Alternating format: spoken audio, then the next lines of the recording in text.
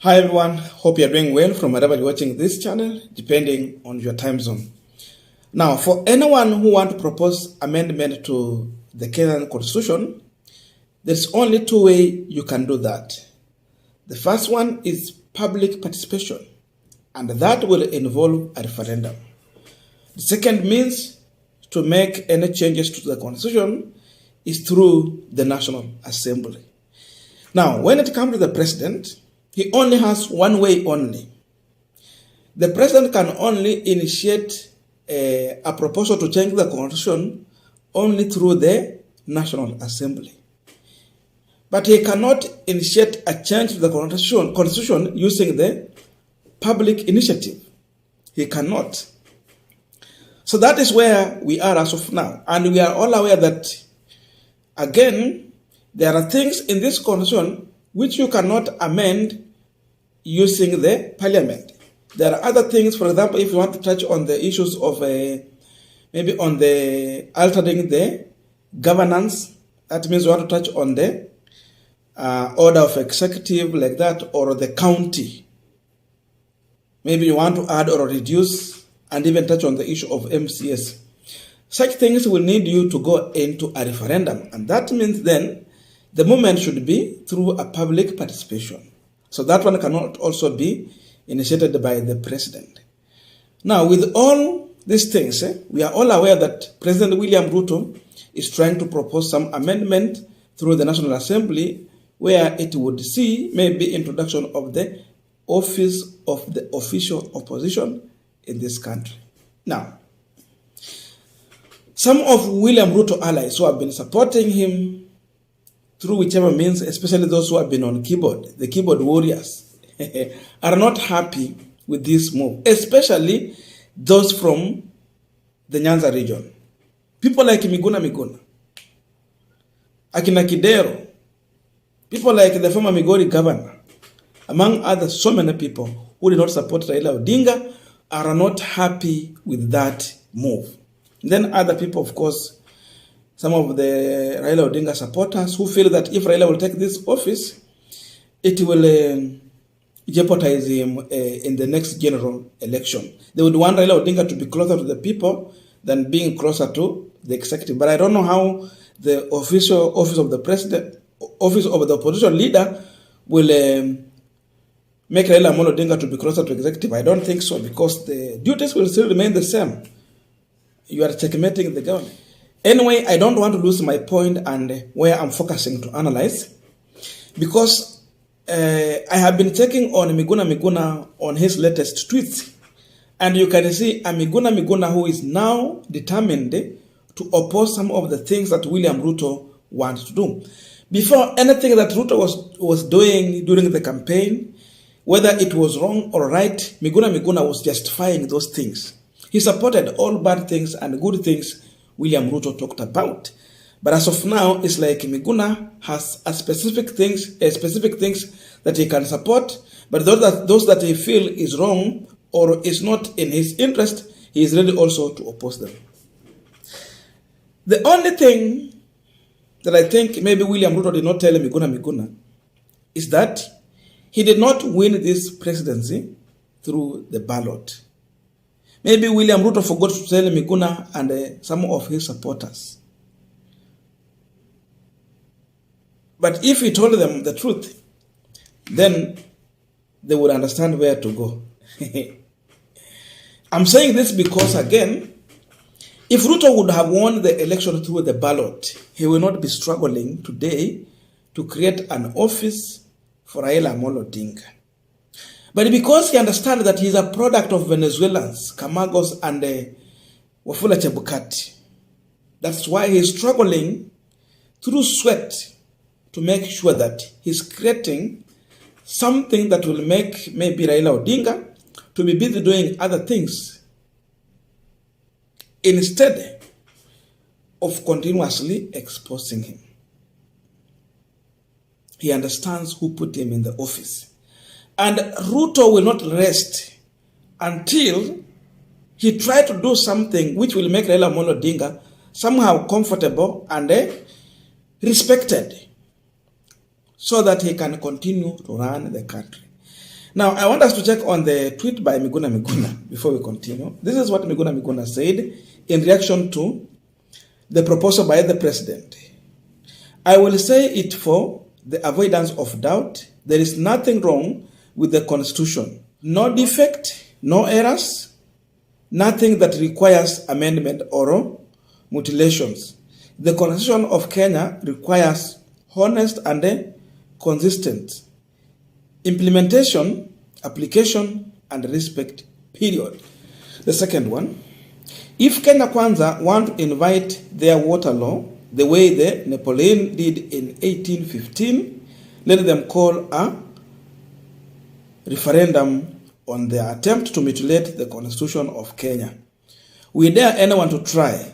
That wasn't the platform on which William Ruto was elected. Thank me later. Someone was also giving his view, and this is what he said. Not all can be bad.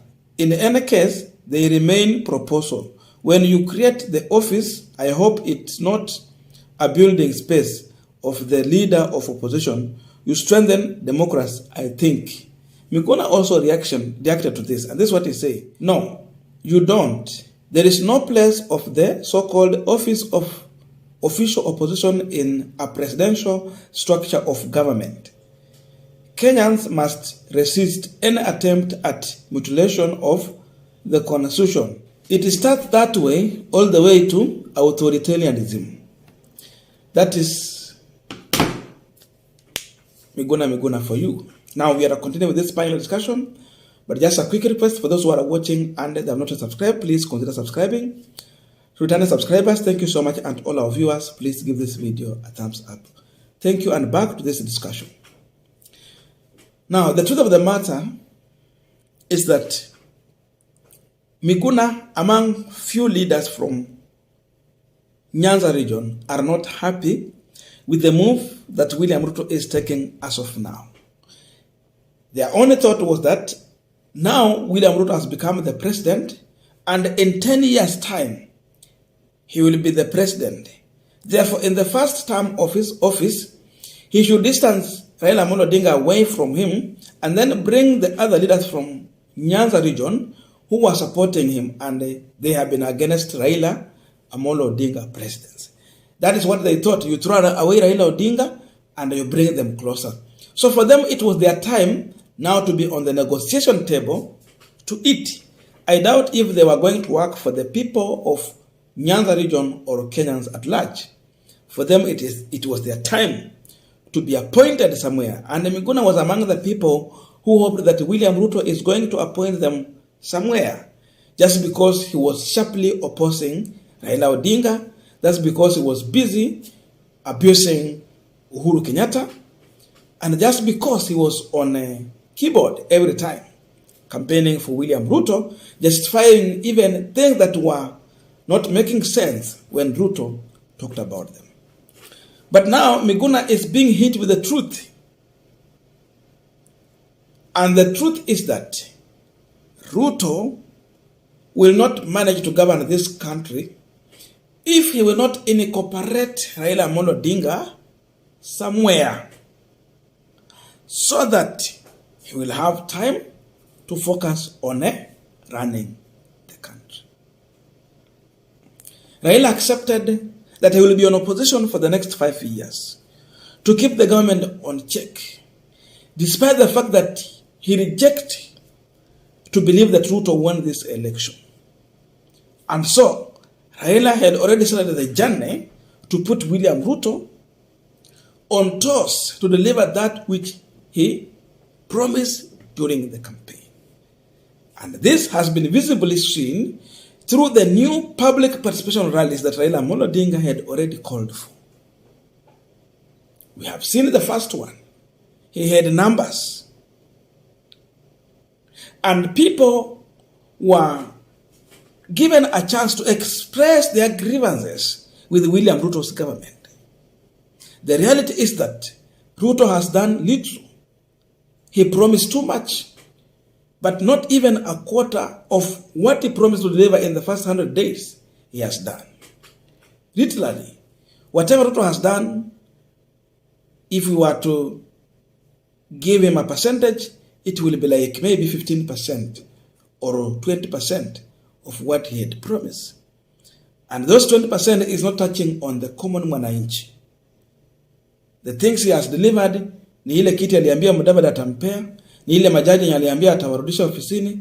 Mambo ya SGR na saizi nimeshaanza kumpea shida.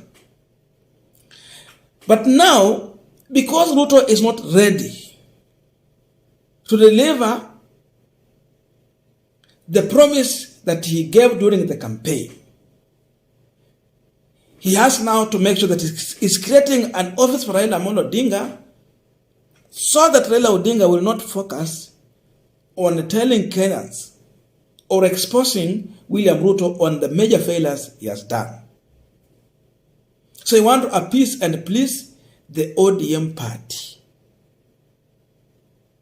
He knows as of now, Raila has rejected anything to do with the handshake. He will not go into handshake. That's why he's pushing for the official office of the opposition, so that then the government is going to give him the car, the office, the funding, the security, and everything to make sure that his logistics is in a place so that he can run his activities. In that way, instead of Raila Amolo Odinga going to the street to call for maandamano or a public participation rally, then he will have a place to go to, and that will be the parliament, to speak there. Because now, he's going to be given a chance to address the parliament. If he has issues, he can call for a press briefing, air them out. So he has means to reach out to the government direct. Again, he will have a direct contact from his office to raise a phone call to the president. So now, watu watakuwa wanamwambia badala ya kuja kwa public rally, si uko na ofisi, si uko na simu ya president, si umpigie. All those things, in one way, they will avoid those channels for Raila to expose William Ruto directly to the public. And that's why most of Raila Odinga supporters are not happy with that move, because they know it will to some extent delink him from his networks with the common mwananchi. So Miguna is not happy because Ruto did not give him a job. But now we are here to tell him that Ruto did not win election.